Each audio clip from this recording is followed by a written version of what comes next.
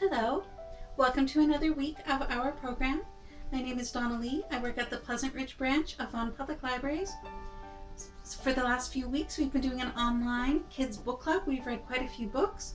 We're actually changing the name of the program. We're going to change it to Hooked on Books. We're still going to have activities each week. We're going to have some get-togethers on Zoom and talk about some great books and have a good chit-chat. We had a Zoom meeting last week. We have another one coming up next week, Wednesday, July 29th at 7 o'clock on Zoom. You need to register through Eventbrite, through our website. But we are still going to be reading a book together. There'll be discussion questions and trivia questions about the book that you can find on our website. I'm very pleased to announce that we're starting a new book, so I'm quite excited about this. The book is called Because of Winn-Dixie. Winn-Dixie is the name of a dog. A young girl moves to a new town down in the south and ends up inadvertently adopting a dog, and it's a story about her adventures with her new dog. The author is DiCamillo. This book actually is a Newbery Honor book, so a highly acclaimed book, and DiCamillo has won the Newbery Medal twice, so she's a very highly acclaimed author. So I'm very excited that we're starting a new book. There's lots of copies still available that you can access through our website through Hoopla. There's lots of digital copies available of this book. So we're just getting started. You have lots of time to get a copy and read along with us. I'm going to read you a small section now, just to get us started.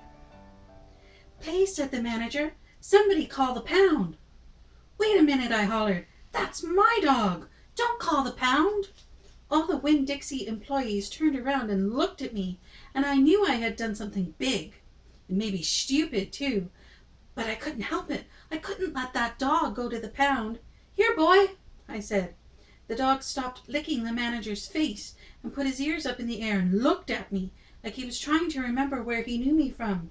"Here, boy," I said again, and then I figured that the dog was probably just like everybody else in the world, that he would want to get called by a name, only I didn't know what his name was. So I just said the first thing that came into my head. I said, "Here, Winn-Dixie."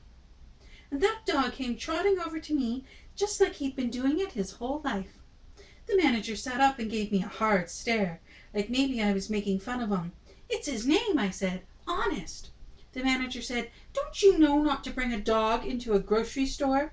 "Yes, sir," I told him. "He got him by mistake. I'm sorry. It won't happen again." "Come on, Winn-Dixie," I said to the dog.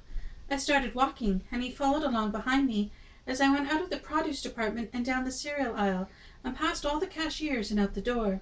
Once we were safe outside, I checked him over real careful, and he didn't look that good. He was big but skinny. You could see his ribs. And there were bald patches all over him, places where he didn't have any fur at all. Mostly, he looked like a big piece of old brown carpet that had been left out in the rain. "You're a mess," I told him. "I bet you don't belong to anybody." That's where we're going to stop.